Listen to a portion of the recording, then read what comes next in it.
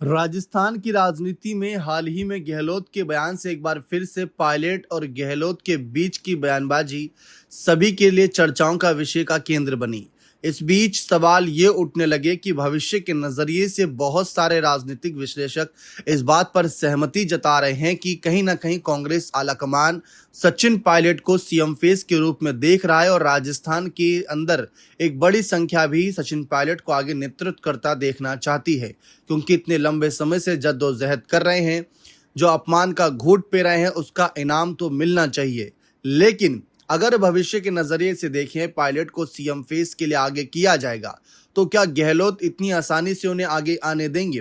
क्योंकि हाल ही में खबरें छपी कुछ कि प्रदेश अध्यक्ष पद पर पायलट की वापसी होगी, लेकिन दूसरी तरफ गहलोत की बयानबाजी शुरू हो गई और प्रदेश अध्यक्ष पद पर वापसी वाला सवाल ही रह गया। और सबकी नजरों में आया कि गहलोत ने किस तरीके से खुलासे किए और बताया कि वह कांग्रेस अध्यक्ष बनना चाहते थे। लेकिन फिलहाल देखा जाए तो सवाल ये बहुत बड़ा है कि भविष्य के नजरिए से अगर कांग्रेस आलाकमान पायलट को आगे करने के लिए तैयार होता है तो क्या गहलोत उसका समर्थन करेंगे तो किन शर्तों पर करेंगे? अशोक गहलोत इस समय 75 साल के हैं। राजनीति के एक ऐसे पड़ाव पे हैं जहां पर बड़े से बड़े नेता कुछ बड़े फैसले लेकर बड़े कदमों के साथ आगे बढ़ते हैं, लेकिन दूसरी तरफ संन्यास की ओर भी ऐसे समय पर जाया जाता है।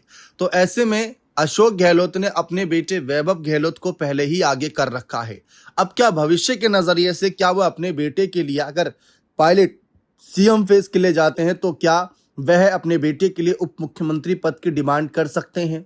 क्योंकि जब गहलोत सीएम फेस थे तो राज्य की राजनीति में सचिन पायलट जेपीटी सीएम बने थे और हमने हाल ही में देखा, कर्नाटक से भी खबरें आई थी, सिद्धारमैया ने अपने बेटे के लिए कहीं ना कहीं जेपीटी सीएम पद की मांग की थी। सूत्रों के अनुसार था, लेकिन बाद में पता चला कि मंत्री पद देने की बात हो रही है और आगे इस पर विचार किया जा सकता है। लेकिन क्या यह वैभव गहलोत के साथ लागू होता है? तो फिलहाल अगर आप देखें तो गहलोत की संगठन में पकड़ बहुत मजबूत है और कांग्रेस को भी गहलोत की आवश्यकता है और पुत्र मोह में तो बड़े बड़े डिसीजन ले लिए जाते हैं। वैभव गहलोत फिलहाल अपने पिता जितने प्रभावशाली राज्य स्तरीय नेता नहीं माने जाते, इसीलिए उन्हें सीधे उप मुख्यमंत्री बनाना कांग्रेस के भीतर विरोध पैदा कर सकता है।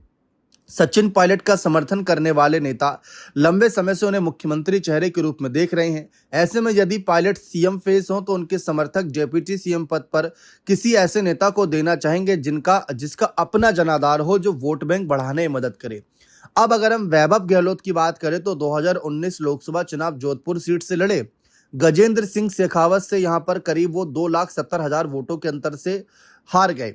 उसके बाद जालोर सिरोही सीट से 2024 में चुनाव लड़े, लुम्बा राम चौधरी ने उन्हें 2 लाख वोट से हरा दिया। तो आप देख सकते हैं कि वैभव गहलोत राज्य के पूर्व मुख्यमंत्री का बेटा लगातार चुनाव हारा है, तो बहुत कुछ यहां पर सवाल पैदा कर सकता है। कांग्रेस पर पहले से ही वंशवाद के आरोप लगते रहे, ऐसे में वैभव गहलोत को सीधे डेप्यूटी सीएम बनाना पार्टी की छवि के लिहाज से भी चुनौतीपूर्ण हो सकता है। हाल के महीनों में गहलोत और पायलट के बीच पुराने मतभेद फिर चर्चा में आए हैं, लेकिन क्या समीकरण होगा?